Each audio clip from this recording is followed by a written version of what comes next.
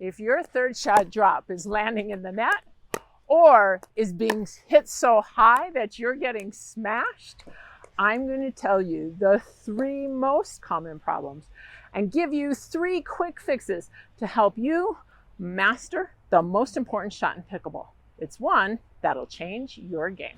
Hey everybody, my name is CJ Johnson, and together with my partner Tony Roy, we are BetterPickleball.com, and we're committed to helping players like you, especially those of you who are over 50, live your best lives on and off the pickleball courts. The third shot is not the most important shot in pickleball, but I'm going to save that for another video. It is, however, the most talked about shot in pickleball, and it's certainly one that players want to hit consistently. And having coached thousands of players over the years, there are 3 pretty common mistakes that I see players make again and again and again. Let's jump into those with mistake number 1, the wrong stroke. Players often set up for a third shot like it's a ground stroke. They'll turn their body, they'll bring the paddle back here so that they're getting set to take a really long stroke. And there's a couple problems with this type of shot. First of all, we don't typically get the right trajectory, the right height on the ball. And then the second thing, which we'll talk about in a little bit, we're setting up to hit it too far. Go ahead, Lori, hit me a ball. Players often take and they turn and they try to hit a shot that skims the net just like that one did. So as I said, they turn their body and they hit this shot that skims the net. Now, if you watch pro play, I'm going to put up a clip. Watch this clip. And what you'll notice inside of this clip is when a pro hits a shot, they have a high clearance over the net. That's because they use a different stroke mechanic. They come from a position that's underneath the ball, and that creates the drop shot. So we're going to try this again. Lori, go ahead, hit me a ball. I'm going to show you the correct stroke mechanic. I'm here. Even if I turn my body, my paddle is out in front of me, my paddle is down, and I lift through the ball. It's not a turn and hit through the ball. It's down and lift through the ball. So the ball has net clearance, and then the ball has the right drop trajectory. I'd like to know in the comments below, are you the one who hits the ball into the net more often?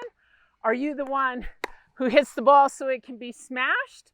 Or are you the one who hits it perfect all the time? Put a 1 for the net, a 2 for high, and a 3 for, gosh, I'm perfect, down in the comments below. Mistake number 2 comes from that big stroke.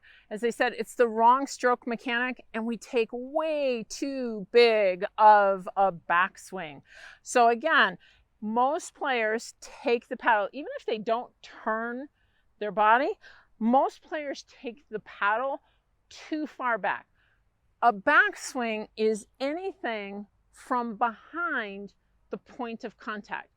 And the amount of backswing that you have adds energy to your shot.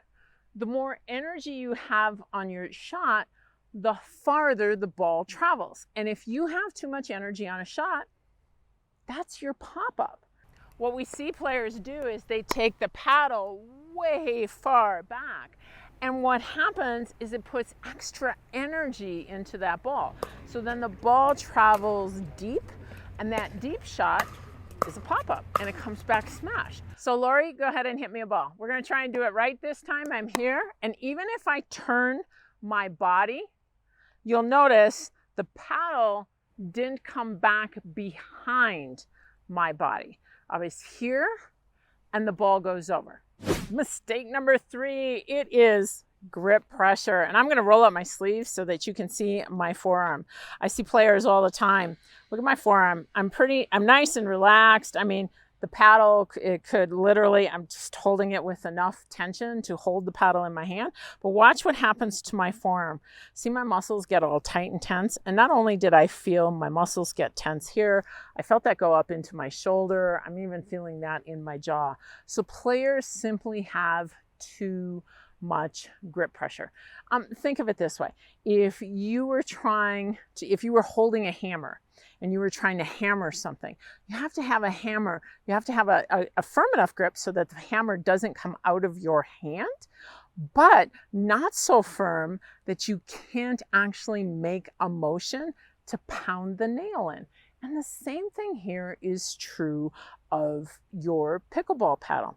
You ideally want to have a grip pressure somewhere on, if it's a scale of 1 to 10, somewhere around 3 to 4. I'm going to put a link to a video where I go into detail about the grip as well as about grip pressure. So if you want more information on that, just go ahead and click that link.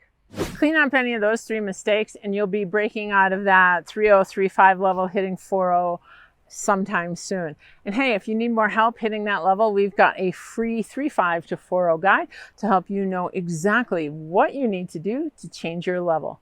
Click on the link down below, because together we can train smart, live bold, and age well.